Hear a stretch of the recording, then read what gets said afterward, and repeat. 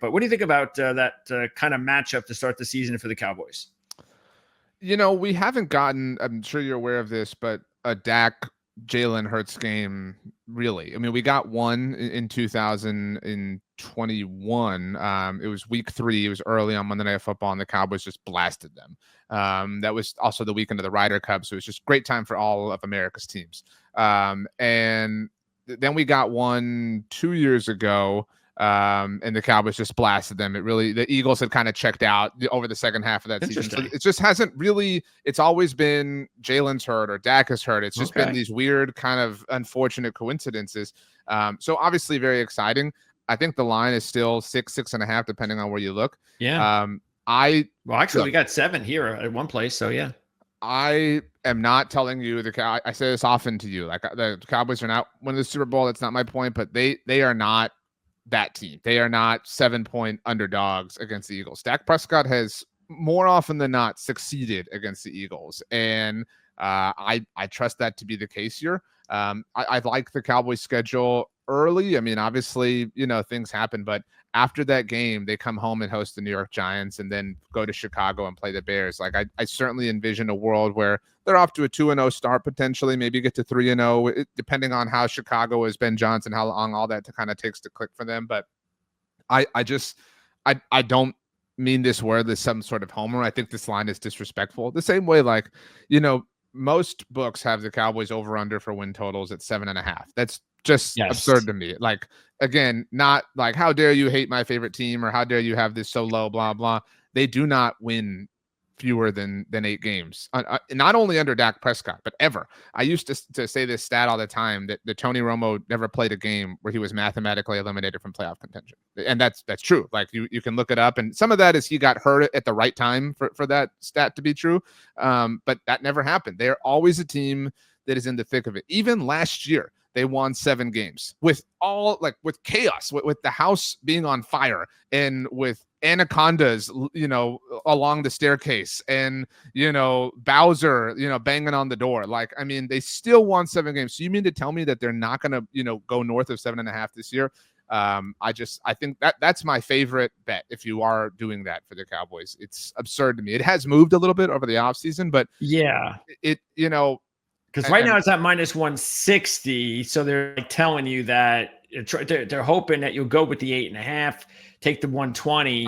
I'd take over 8.5 even, because sounds like it to me. Yeah. I don't put you in this box, obviously, but nationally, again, this is not a woe are the Cowboys type thing, but they're such a meme that, like, they don't get evaluated and discussed objectively without somebody screaming and saying, oh, they haven't won the Super Bowl and blah. Like, yeah, like if you want to hate on this team, like, get in line behind me. Like, I have a long list and I'll give you lots of material to work with. But the idea that they're, you used the word mediocre earlier.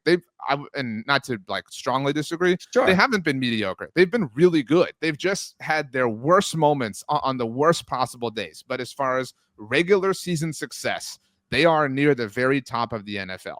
And people can laugh at that and roll their eyes. And again, I'm right there with you. But if we're talking about putting your money down, they are definitely a team. I would even take over 9.5 at this point. Like, they are in an NFL world with 17 games. I mean, that's a little bit riskier, obviously, but the 8.5 is easy money in my mind. Wow. And again, that's if the team stays healthy. Sure. Obviously, not accounting for any disaster. Right. Yeah. That makes sense. Okay. That's excellent to know. It's why we have you on, RJ. That's huge. Of course, I like to take the little snippets too, like this little 4-minute segment. I'm going to definitely pump that out at some point, just to let everybody know that who is interested in wagering, which a lot of people are, that maybe taking the Cowboys at over 7.5, over 8.5, over 9.5 win total is probably a pretty good idea based on what you just said, RJ. Okay, so give me, do you have some sort of prediction? If I know it's early, but sometimes it's late. I know a lot of people like to make predictions like in April. So do you have like some sort of prediction on what you think the Cowboys are going to do this season if everything is equal and healthy and all that? I think they're a playoff team.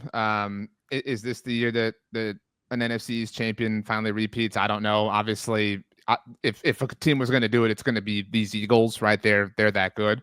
But again, multiple things can be true, and that the Eagles can be one of the best teams in the NFL, and that the Cowboys play them well. Sure. So I don't, I don't envision a world where, they're a team that gives the Cowboys fits.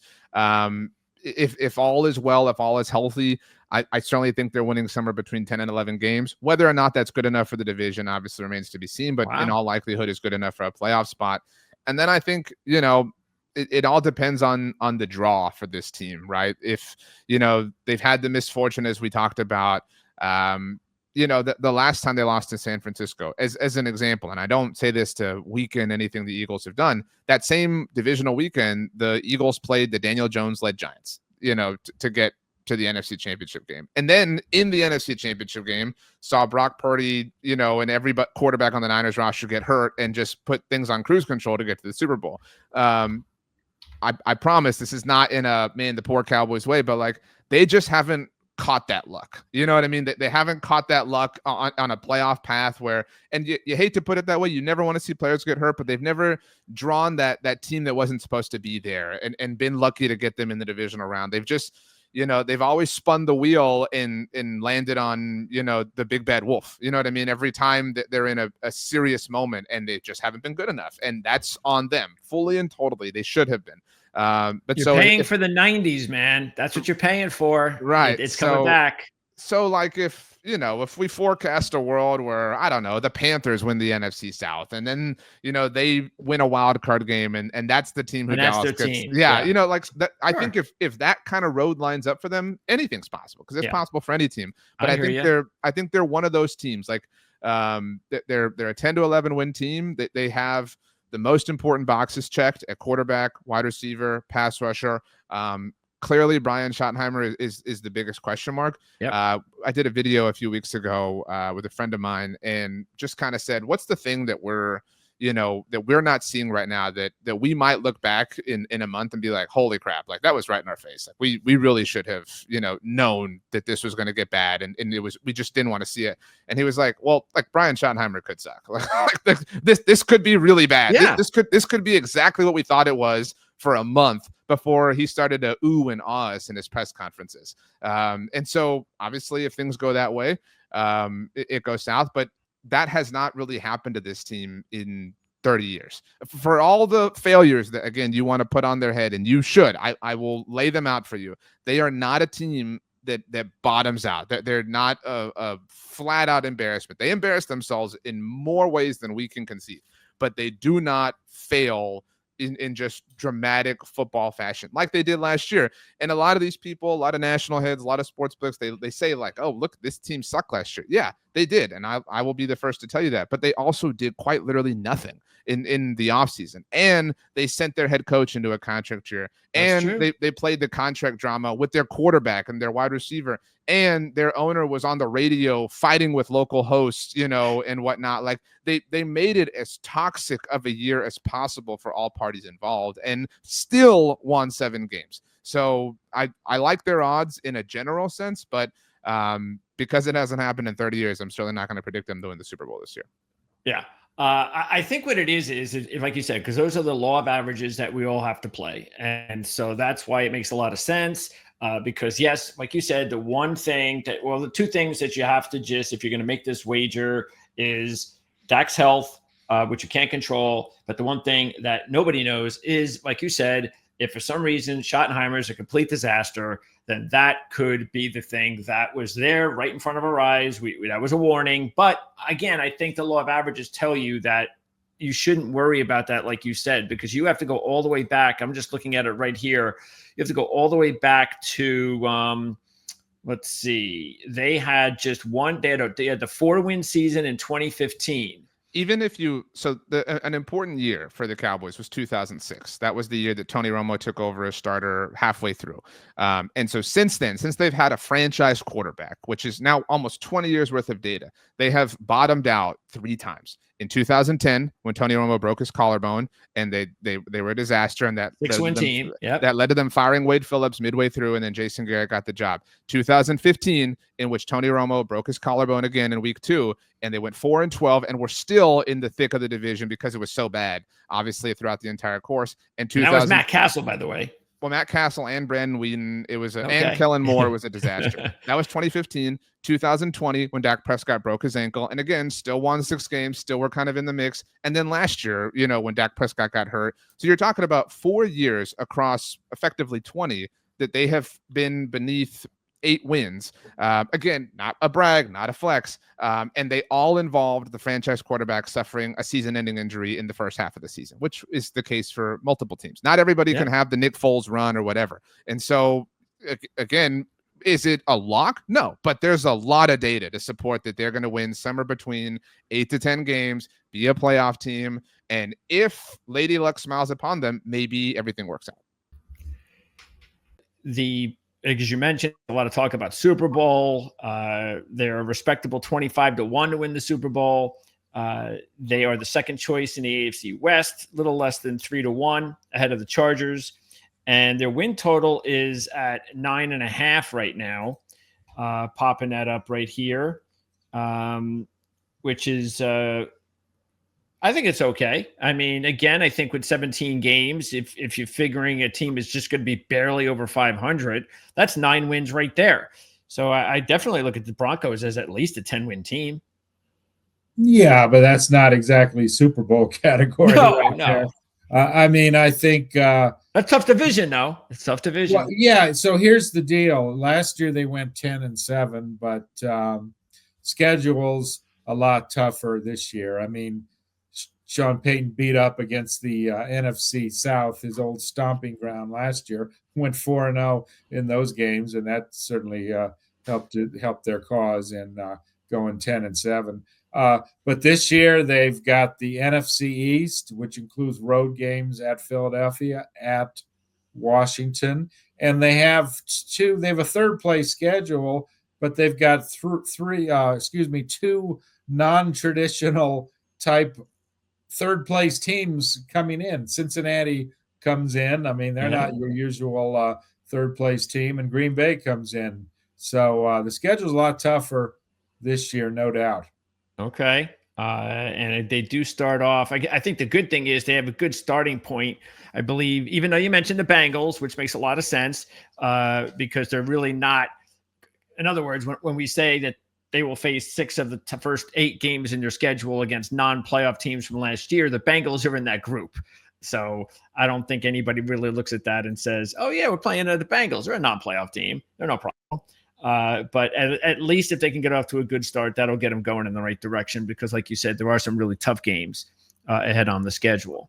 When do you make your predictions? When do you normally put them out? Just the few days before the season begins? Yeah, probably after the third preseason game. Make sure that there's no, catastrophic injury to a pivotal player, and that sort of thing. But yeah, touching upon the schedule, I mean, that defense gets to tee off perhaps against a rookie quarterback, Cam Ward, at home in their first game. That's right. Titans, and then Indianapolis is certainly a winnable game, and they'll need to get off to a good start, definitely, because lurking is a stretch in which they have Cincinnati, which you already touched upon, and then at Philadelphia, and then they go to London. Granted, it's only the New York Jets, but that when you travel that far, I mean, sometimes you never know what's going to happen overseas.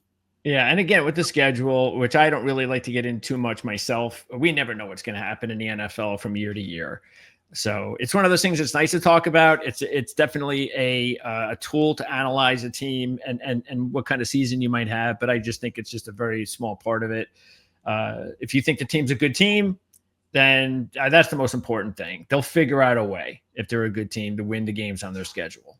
That's the way I think about it. So, by the way, what do you think about that week 1 matchup? Is that, like you said, I mean, everybody expects them. That's, hey, rookie quarterback. It's going to be on the road. They're a 7.5-point favorite. So that's as big as a spread you're going to get in week 1. I know it's early, but anything regarding that game, because they're not even going to start the game plan, I think, seriously, at least for a little while. I'm taking a look at film now. Yeah, with the Broncos defense leading the league in sacks last year. I mean, it would be surprised if they don't sack Cam Ward at least 3 or 4 times, maybe even more. Maybe we'll see a historic sack game or something like that. I once covered a Vikings game and they sacked a bad Detroit quarterback 9 times. So we'll see if they just absolutely tee off on Ward and look to rattle him, which I expect that they will. And then, on offense, I mean, Bo Nix will come in. He'll have a lot more comfort. I mean, last year they had to open at Seattle, the famous 12s, in Bo Nix's first ever game. So he's going to come in and home folks and be a lot more calm. So I imagine the offense can get humming as well that game. Before I let you go, Chris, and again, I know anything can happen between now and by the time you make your final prediction for the season. But what's your, again, you've been following the sport long enough. You've been following this team for a while. What do you think? You expect them to have I'm sure you expect them to have a playoff type season and maybe take that next step as you were talking about. Go ahead and win a playoff game first. Maybe even, who knows, if you're lucky, luck of the draw, maybe you can get to an AFC championship game. Is that kind of what you're looking at as far as you believe that they could go this season?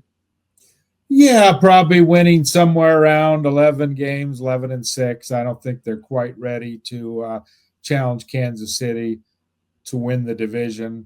And they'll be battling the Los Angeles Chargers. I mean, that's a pivotal early season game for tiebreakers and what have you. They have the Chargers on September 21st, week 3. Mm-hmm. So we'll know a lot more after that game. But yeah, somewhere around 11-6, win a wild card game. And I don't know if they're going to get to the AFC championship game, but I'm sure they'll give somebody a battle in a divisional game at least. But yeah, that's the key. It's kind of one step at a time. They really need to win a playoff game before you're really anointing them as a serious Super Bowl contender. Let's take a look. Oh, there goes the drama of that. Let's refresh. Take a look at the division standings. And we have, of course, no surprise that the Chiefs are the team to beat at -115. There's Denver, the Chargers, and the Raiders. So out of Denver and the Chargers, and of course, the Chiefs will play the Chargers week 1. Do you think that Vegas has it right that the Chiefs should worry more about Denver than the Chargers? Yeah, I think all the teams have their warts, right?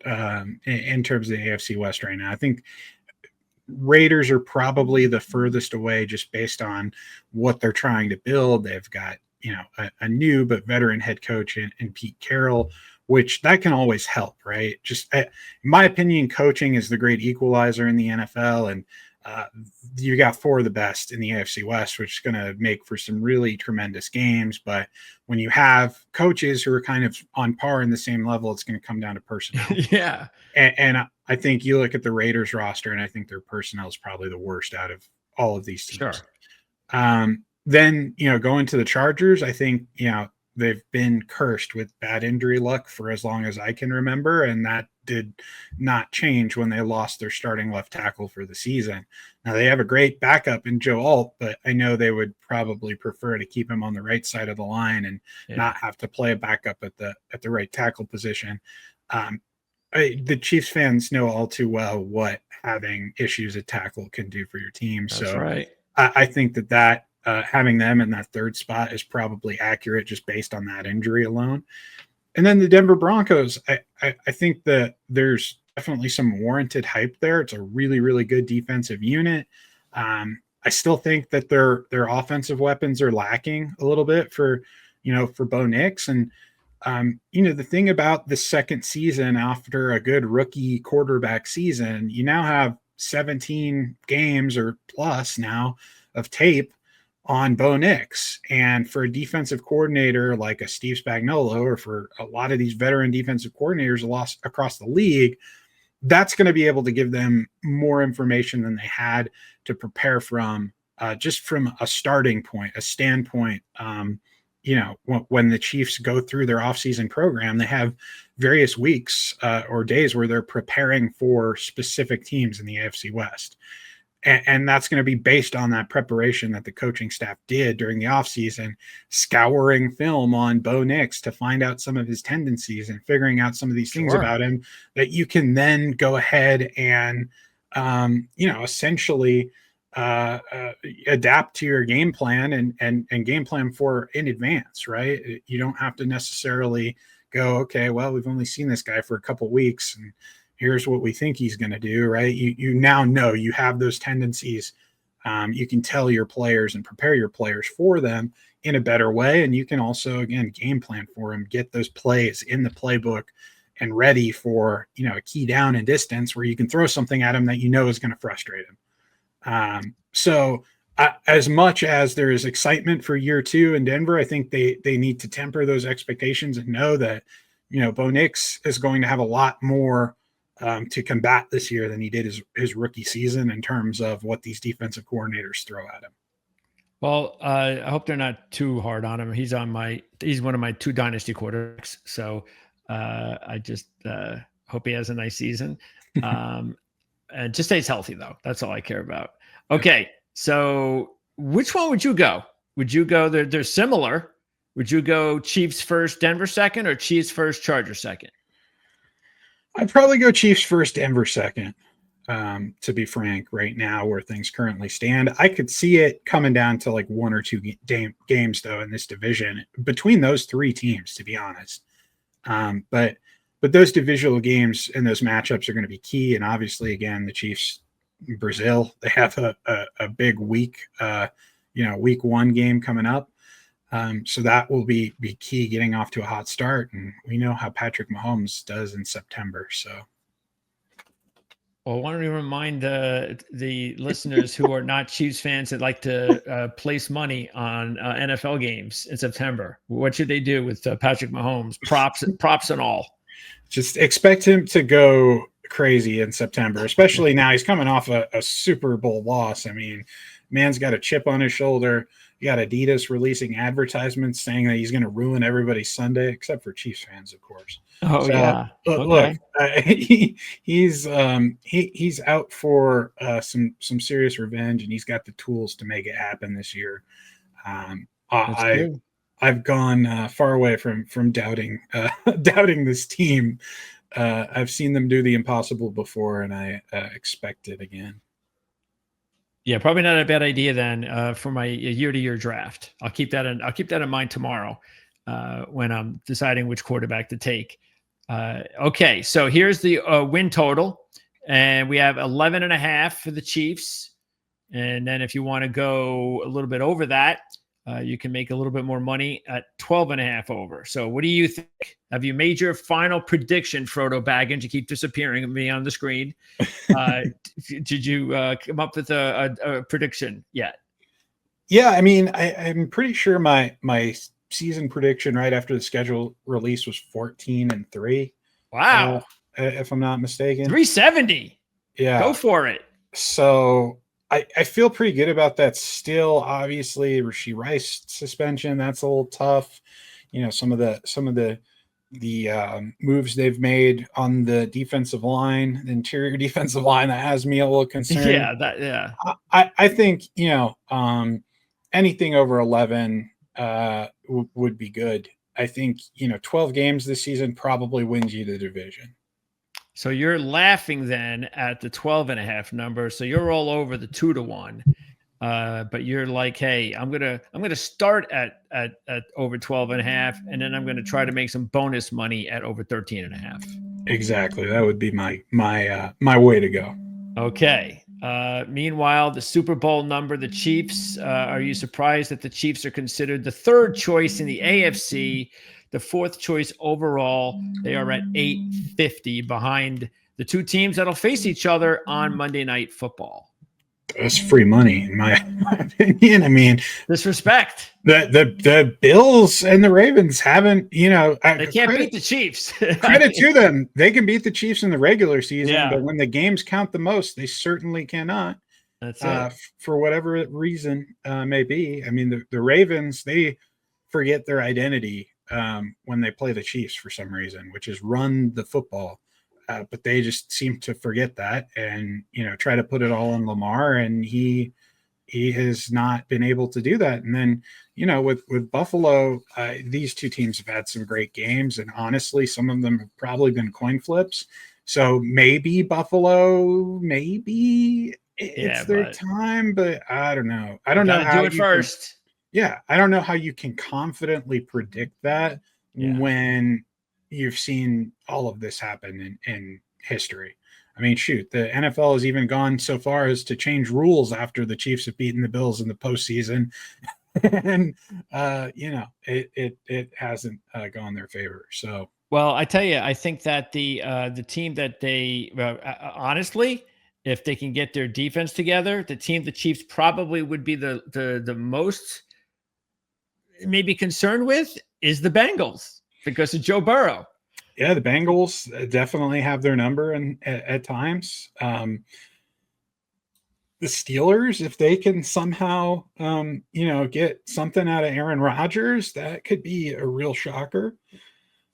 Houston, man, I feel like they have a ton of weapons on offense and some really good offensive line's terrible.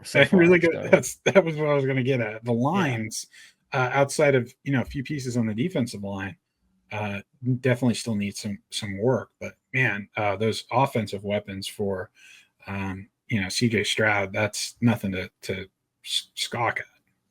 Okay, so the Chargers, what do you think about the week 1 matchup being in a neutral field? The Chargers in general, taking a look actually at the latest historical trends, and the Chiefs have beaten the Chargers 7 straight, 3-3-1 ATS in those 7.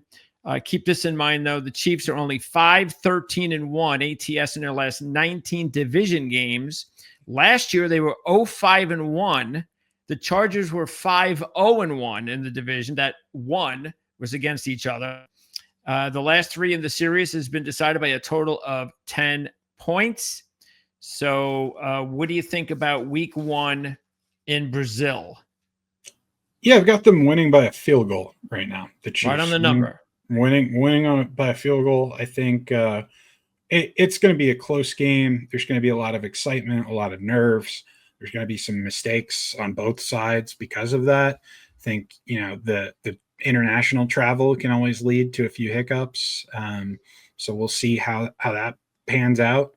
But I think for the most part, outside of, the left tackle situation for the Chargers, both these teams are healthy in terms of, some of their starting players. And this will be a good tone setter for the AFC West to start the season.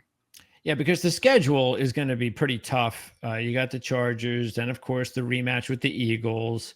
You get a mini break, and then it's right back at it with Baltimore. So 3 of those first 4, are against as tough as you're going to face to start a season. Jacksonville, that could be pretty tough if the Jags actually are going to improve this year. And then right back at it with Detroit. And then it's like at this point, after this first, it's funny. It's almost like, gimme really tough. And that's kind of like what the schedule is so far here, because they got to play Washington, but then it's back to back with at Buffalo before the bye. And then taking a look at the second half of the schedule is a lot better after the bye. So that first half before the bye, that's going to tell you a lot about whether the Chiefs, if the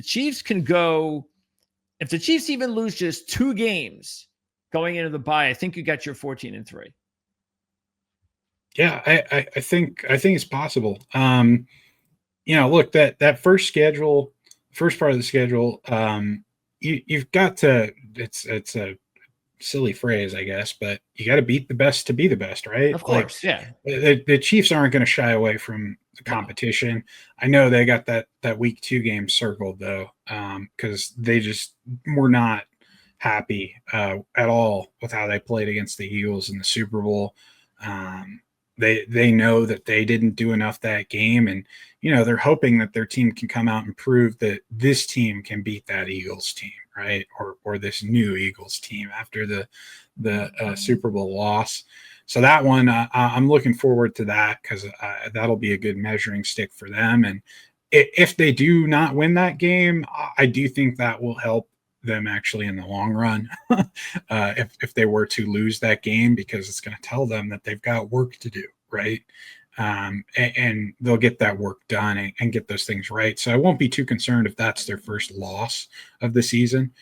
And, that Giants defensive line is going to be a major, major test for the revamped offensive line in Kansas City, right? That's going to be the litmus test right there. Can these guys hold up? Yep.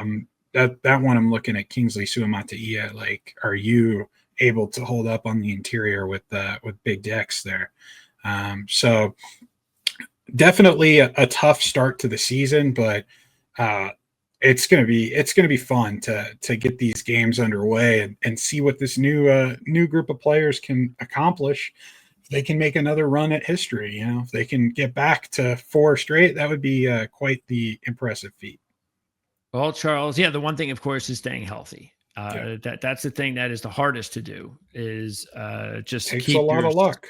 Yeah, luck. Keep those superstars healthy. That's the main thing. And if they can do that, they'll definitely have a chance because they have the edge that no other team has in the AFC, and that is if they're in the playoffs and they're having even last year was like as unimpressive a regular season as they could have, and they still made the Super Bowl. So that's what they got on the AFC come playoff time. And that's why it's in my mind, I think the only way the Chiefs are going to get knocked out is the rest of the teams have got to pick it up. It can't just be Buffalo and Baltimore every year. I mean, you've got to have the Bengals and Joe Burrow up there, and you have to have other teams picking up, like you said, an Aaron Rodgers or a CJ Stroud. Other teams have got to start developing themselves to make it a lot more competitive. Otherwise, the Chiefs are just going to keep doing it. This last season, virtually everything went wrong for this team on the offensive side of the ball. Yeah. Like everything. Yeah. You've got Hollywood Brown out to start the season. You've got Rashee Rice out after week 4. You got Isaiah Pacheco out with an injury. Those are 3 of your biggest offensive playmaking threats that are out. And you've got Travis Kelce taking a step back from the consistency that he's been, right? Like, you've got the left tackle situation where it's just a revolving door all season long. You're getting no consistency out of the left side of your line. I mean, a lot of things went wrong for this team last season. They were still able to make the Super Bowl. So I just want people to think about that when they're gauging what this team can be this year, right? Yeah. Things can still go wrong for this team. I mean, you can argue they already have with Rashee Rice getting a 6-game suspension to start the year, but they're built to overcome, and they proved that last year, and people seemingly are forgetting that this year. Yeah, that's why I said it's got to come from other teams, not just Buffalo and Baltimore. So we've been there, we've done that, and like you said, it's a flip of the coin with the Bills, but psychologically, it's kind of not. Psychologically, it's, hey, man, we got your number. And that's a thing. It's a real thing. Well, first of all, they have them at 28-1 to win the Super Bowl. Mm-hmm. They have them as the third choice in the West at plus 330. What do you think about that, being the third choice in the West at 330? Yeah, I mean, it's kind of expected, I think, with what the Broncos added this offseason. They were kind of neck and neck with the Chargers last year, but I think have made more draft picks, more moves to kind of like bolster their stock, at least, as far as sports books are concerned. And then, of course, I think it would be a little bit closer neck and neck between those teams if the Chargers obviously didn't have their Sean Slater injury happen. But I get why the betting markets would see the Chargers as third rather than second. But okay. I think that AFC West is just going to be a dogfight this year. I think every team legitimately got better. I think the Chiefs got better. The Chargers, I think, have made offseason improvements. The Broncos, obviously. And then I think even the Raiders, who obviously were the very clear fourth-place team last year, they got Geno Smith in there. Pete Carroll brings a lot of stability. So I expect them not necessarily to win the division or make a playoff spot, but I think they're going to be a much more respectable team for the Chiefs and the Broncos and the Chargers to go up against than they were last year. Yeah, and speaking of the division, that's exactly how they opened the season. And, of course, they get the opportunity to open the season with the Chiefs in Brazil. I'm not sure who's excited about that other than the people in Brazil. But yeah, so what do you think about the schedule? Keeping in mind that their win total, let me pop it up right here. The win total for the Chargers is 9.5 at -105, under 9.5 at -115. So based on the schedule, what do you think? Have you finalized where you think that they're going to land as far as their wins? I was on 10 before the Rashawn Slater injury, but man, I kind of could go between 10 and 9. So I think it's actually a very good Vegas line right now, sadly. But yeah, I mean, I think they start their season kind of with a gauntlet stretch here that I think will determine whether they are kind of a wild card contender or a real division contender. They got Chiefs, Raiders, and Broncos. There's not much more you could say about that. That's one of the more insane stretches, just to not necessarily in terms of difficulty, but either you're going to be 3-0 by week 3 and you're on top of the AFC West, or you're kind of out of the division almost by week 3 too. So I think very, very big stretch of games that will determine kind of whether they can be a top end playoff team or whether they kind of are in the wild card contention more so again win those first 3 games. Yeah, it looks like at least after those 3 games, it looks like before the bye, it's not bad. It clears up a little bit, I think, for them. Yes, you get the Giants, you get the Dolphins, you get the Colts, you get the Titans, you get the Jags. Then it gets tough again after the bye, right? Because you got to go with the Eagles, the Chiefs, Cowboys could be decent. They're on the road, and then Houston to end the season at Denver. I mean, that's so it's pretty much it's tough early, tough late, and you got definitely the meat of the schedule, which is the part at least where there's a lot of opportunity to gobble up some wins. Yeah, got to take advantage of that middle stretch. Otherwise, if they don't take advantage of the first 3 games and then they start maybe having some injuries late entering that stretch that starts with the Eagles, then that's where you sort of start to hit the under on the Vegas odds. But I do think this is a more difficult schedule than they had last year for sure, but also still pretty reasonable, I think, with the talent they have been able to add. Let's see, they've got the Raiders, of course. Week 2 is a primetime game. Week 8 against the Vikings is primetime. And then you got another primetime one against the Steelers. So what do you think about the primetime games this year, which also include the Philadelphia Eagles in week 14? Yeah, the Chiefs week 1 too is also. That's true. Yeah, and that's right. Standalone in Brazil. Back to back. Yeah, back-to-back primetime games. I don't like staying up late, but I will. Yeah, I know, right? As a reporter, it's close. I will make a sacrifice and stay up till God knows what time. But I think overall for them, it's obviously reflective of the season that they had last year, and then the markets and the media being in on them as a result of them taking us another step in the second year of Jim Harbaugh. So now you're kind of wondering whether or not you're looking more like 9. Is that what you're saying?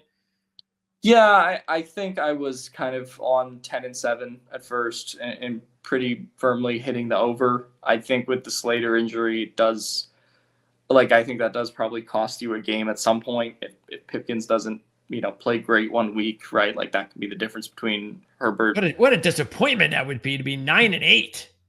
Yeah, I mean, again, like I think that depends on who you're asking. Because to me, their 11-6 record was a little bit fake last year. Not necessarily fake, but they played a 4th place schedule. They played the Saints. They played a bunch of teams that kind of had non-competitive quarterback situations later in the year and built up those wins.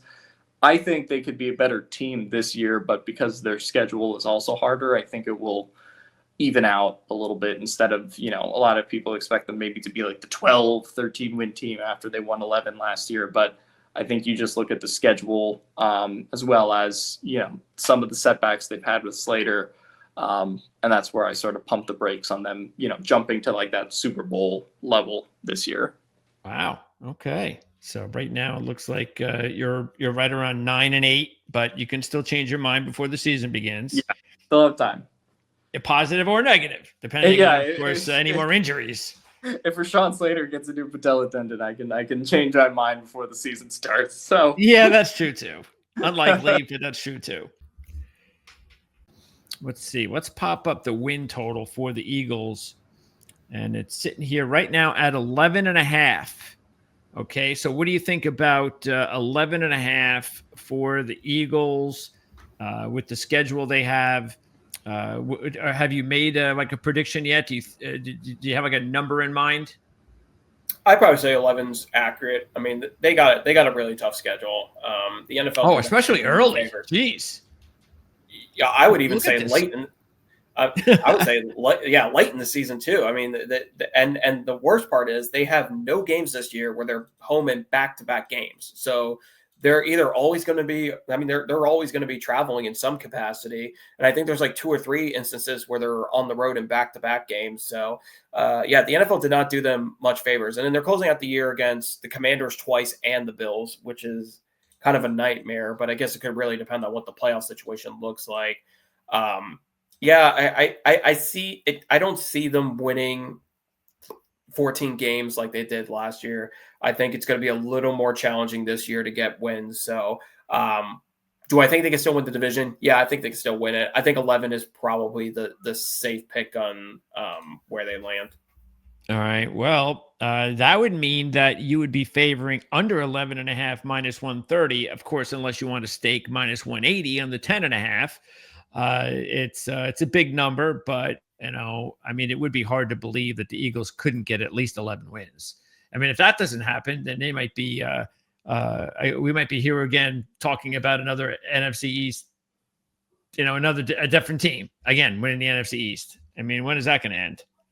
I mean, Commanders have a good. I think the Commanders have a good shot of winning it. I think their schedule's a little more favorable than the Eagles. I actually would not be surprised if the Commanders win the division, but doesn't mean that they'll, they have a better chance of winning the Super Bowl than the Eagles. Not necessarily. I think the Eagles could still make a run in, win a Super Bowl. It's just the Eagles have a kind of a gauntlet of a schedule this year compared to most teams in the league. There is the division number with the Eagles in the minus category as well. They should be in Washington in second, Cowboys at 5-1, and the Giants way back at 22-1 to win the division. So what about that week 1 matchup with the Cowboys? It's I think it was at 7.5. It's now at 7. Who knows? I mean, every book might be different. Just based on how the Eagles and the Cowboys have played recently. And I know, every year is different, but sometimes, you have division opponents and you can go through cycles. How's it going with the Eagles and Cowboys lately? And what do you think about, week 1, Super Bowl celebration, all of that? Sometimes it can be a distraction. It's a division rival and all that. What's your feeling about the week 1 game? I mean, I think Cowboys 5-1 is absolutely ridiculous. I don't think that roster's gotten worse, in my opinion. I don't understand why people think the Cowboys are still going to be like. I think they'll be competitive. I mean, the Eagles absolutely demolished them twice last year. Like they beat them by a combined 75-13. I don't think that's going to happen this year. I think the Cowboys will be a little bit more competitive, but honestly, it'll depend on Micah Parsons. I mean, if they can get this Micah Parsons situation handled, then I think the Cowboys can still win 7 to 8 games possibly. But if he doesn't play, then they're absolutely screwed. Like I don't even know if they can win 5 to 6 games. Like I know everyone got excited about the George Pickens trade and bringing him in, but I mean, I don't think George Pickens is really enough to fix all the pieces they lost. Defensively, and then the offense took their licks too. I mean, Jerry Jones didn't do anything to really improve this roster. So I think the Eagles should be able to cover that 7 points. I think they'll win by double digits, but it'll be closer than the 20 to 30 point wins that they were getting last year against the Cowboys. I'll say that.